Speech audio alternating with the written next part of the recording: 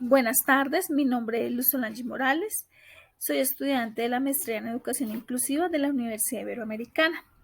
El día de hoy vamos a hablar sobre las pedagogías críticas basadas en Paulo Freire. Paulo Freire nos habla que la educación debe tener como centro al ser humano a partir de una educación problematizadora y diálogo liberador. Se trata de dar opciones a los estudiantes de expresarse, de analizar de manera crítica, de forma que busque transformar la realidad. Nos habla también de la pedagogía dialéctica, con su argumento básico que es el conocimiento de obtener a través del diálogo, el cual nos permite pasar de una conciencia ingenua a una conciencia crítica. Y ha dicho él en su práctica docente que hay que ser curioso. Buenas noches, señora Graciela. Queremos que nos cuente un poquito acerca de cómo era la educación de sus padres en la antigüedad. Buenas noches. El estudio de mis padres en el año 1922 más o menos, no hubo cuadernos en esa época, era con esto que se llama pizarra. Por un lado es lisa, por el otro lado tiene cuadritos.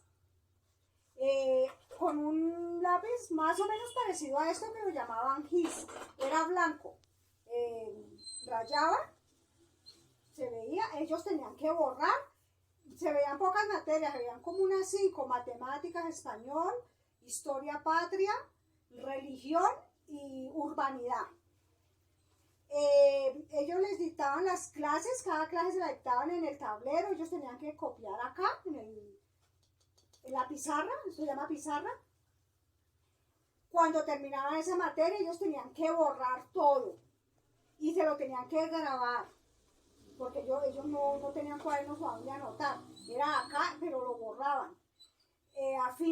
Estudiaban todo el día, entraban a las 8, salían como a las 11:30, entraban a la 1 y salían a las 4. Tenían que caminar mucho porque era campo y tenían que ir como al pueblo, eso era como una hora de trayecto del pueblo, de la vereda al pueblo. Los exámenes eran finales. Iba el alcalde del pueblo y el párroco del pueblo. Delante de ellos preguntaban cualquier tema a cualquier alumno y tenían que decirlo todo. Tenían que acordarse lo que han escrito en la pizarra y lo habían borrado en todo el año. O sea que el proceso de evaluación de ellos era en presencia del alcalde y del el sacerdote del municipio. Sí, les tocaba eso. ¿Y ellos veían las materias que se ven normalmente ahorita, física, filosofía, no, o eran muy básicas? No, eran muy básicas, eran como 5 o 6 materias que nomás veían. Tenían que todos los domingos ir a misa, tenían un uniforme de diario y uno para el domingo, que era de gala. El de domingo era el de gala. Listo, señora Graciela, muchísimas gracias por su experiencia. Juan Sebastián, cuéntenos cómo es la educación suya ahora. ¿Es igual a como nos contaba la señora Graciela? ¿Ustedes también escriben en pizarra o cómo es la educación de ustedes? La educación de ahora ya es más diferente porque nosotros ya no utilizamos la pizarra. Nosotros ahora utilizamos cuadernos y el profesor con el computador proyecta pantalla en el televisor. Y entonces nosotros vamos copiándolo del televisor y el tablero lo usamos muy pocas veces. Quiero preguntarle acerca de cómo es el docente actualmente. ¿Ustedes tienen derecho a opinar o no tienen derecho a opinar? Como nos contaba la señora Graciela, que ellos solo podían hacer lo que el docente dijera. ¿Cómo es ahora eso?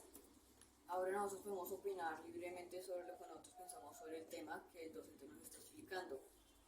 O sea que ahora tenemos una pedagogía crítica. Los docentes hacen que los estudiantes participen y puedan tener críticas de las situaciones, o ustedes simplemente tienen que someterse a hacer las tareas y no pueden ser críticos. Sí, nosotros, los docentes nos dejan opinar a nosotros sobre lo que nosotros pensamos. Hola María Fernanda, buenas tardes. Buenas tardes. Bueno, como escuchamos a la señora Graciela, ella viste que la educación anteriormente era una educación muy sesgada, no les permitían a los estudiantes ni hablar ni dialogar. No había un proceso de jardín. Yo quiero que me cuente cómo es su proceso. ¿Usted estuvo en jardín o no estuvo? ¿Cuántos años tienes? Y nos cuentas. Yo entré a los 2 años al jardín.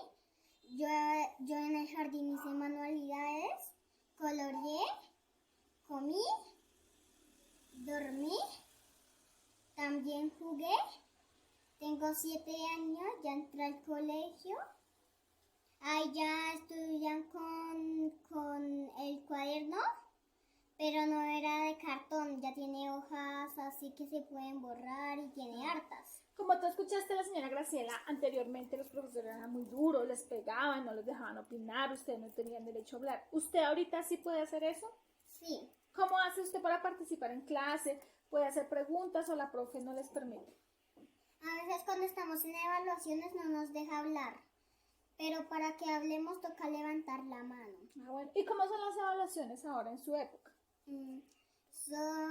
Son de números, sumas, restas. ¿Y qué pasa cuando usted no entiende una pregunta de la evaluación? ¿El docente le permite preguntar o la profe dice no, ya, o tú puedes alzar la mano y hacer preguntas?